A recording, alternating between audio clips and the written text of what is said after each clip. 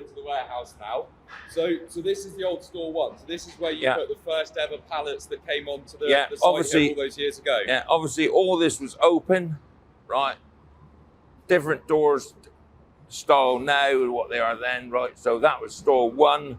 So that was the only store that was here. Yeah. So we quickly filled store one with butter. And Mr. Hunt said, I'm going to start phase two. Cold store number 2. Yeah. Which went up quite quick after store one. Yeah. So that would have been around 1980, the early 80s, or possibly the late 70s. Well, possibly late 70s. They didn't take that long to build, funnily enough, right? Yeah. So we then filled this one with butter. Yeah. All butter. So we then emptied that one out of there so that will give us more room for, you know, the stuff that we're selling these days. Yeah. So we thought, well, that was it. That stayed a little. We had that for storage over there where I'm pointing now. That's store 3. Yeah. And as soon as this one was getting full up, are you ready for store 3? Yeah. Really? So anyway, store 3 went ahead. And when would store 3 have been then? Sort of like mid-80s, do you think? Yeah, or possibly a bit later than that? I can't remember, but you know, it all seemed to happen pretty damn quick. Yeah. You know? So then it stayed for a little while. Yeah. No movement at all, right? Yeah. And then, I don't know how many years later, we had intervention meat come on the scene. Yeah. So we decided, or Mr. Hunt again, being very clever, decided we need a blast freezer. Yeah. So in this section here, inside store 3, was a blast freezer was built in the store. Yeah. Which we only took out probably 5 years ago, give or take. Yeah.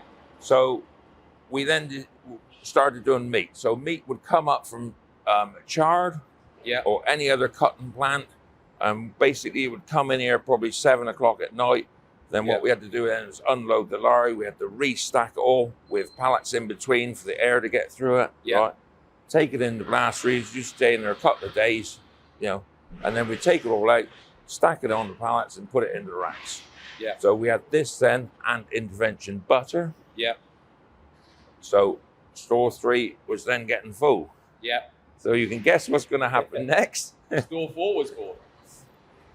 Yeah. Yeah. So when did store 4 come about, Al? I can't. The 90s, I can't give you the actual years because, like, you know, it's a few years ago. It's a few years ago. Yeah.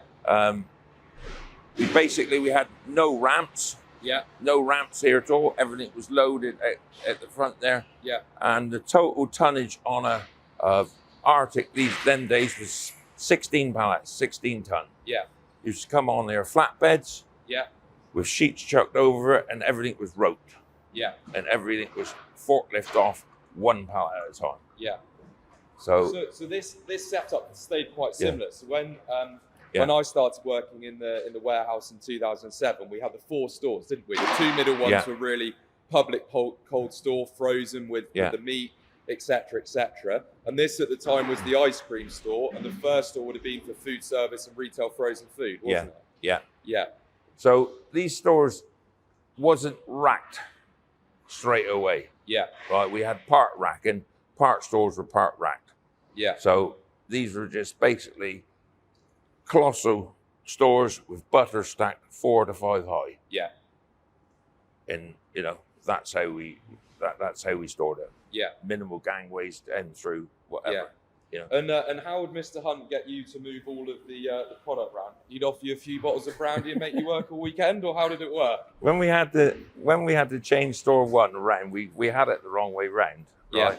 So we worked it out to how we thought it was going to go, and then Mr. Hunt said, "I've been down there measuring out like this, right, and like this, and if you turn those pallets around, we can get more in there. If you can do that at the weekend, come up my house." And I will sort you all out. Yeah. So we got up there. We worked all day Saturday evening, back again Sunday morning.